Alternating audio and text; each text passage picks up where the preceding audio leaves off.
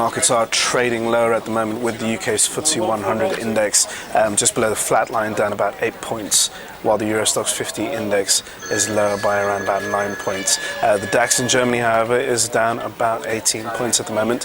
While in the currency space, the euro is holding up against the dollar. It's at around about 130. It did lose a bit of ground, but it's still remaining at that level, picking up from the 129 level that we saw yesterday.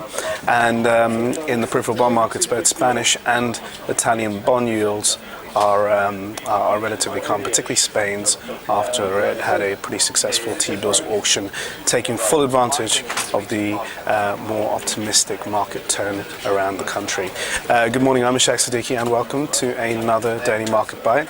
And we're going to give you a quick idea of what's going on in financial markets around the world today. So we had a pretty positive session in Asia overnight, so strong gains for the Nikkei index in Japan for a second consecutive day. That was in the same case in the US, although we had retail sales which were better than expected. US stock indices paused for breath after 2 weeks of solid gains, and the S&P closed flat.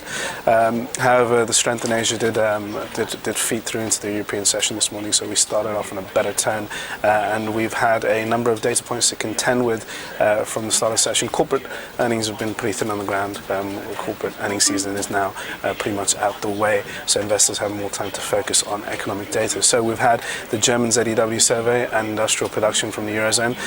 When it comes to the ZEW survey, it was a little below expectations, coming in around about 36.3 versus 36.4, so it did fall, and has hit the euro and stock markets, particularly the DAX index. However, that said, it still points to growth in German GDP. So on the whole, it's not that bad of a result. It depends on how you read it. It does show a pickup, but at the same time, there are some concerns now about Germany's health, and we've seen a pretty positive run of German economic data. So investors want to know if this is a one-off.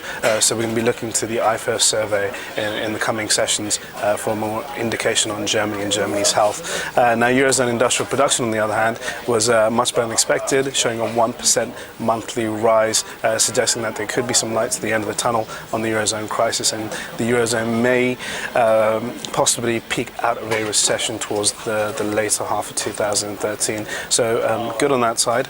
So it's a bit of a mixed result, and investors, for that reason, are heading towards heading to the sidelines and not pretty reluctant to get involved, and looking ahead for more data cues to give them a better sense of what's going on.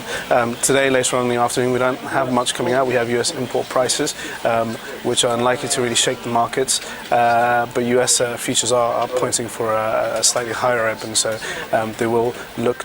US markets will look to resume an upward trend in the afternoon session. And the big focus really is on tomorrow's GDP number from the Eurozone. So a lot of the focus will be on that, and investors will be keeping an eye on trading activity ahead of that, and how the euro reacts, particularly given how volatile it is at the moment. So the euro's ranges between 130 to 132. If we see any further increases in the euro, it's likely that we're going to get some positive momentum ahead of tomorrow's GDP numbers. Other than that, not much else going on, so I'll see you tomorrow and we'll discuss the Eurozone GDP figures. Thanks for watching.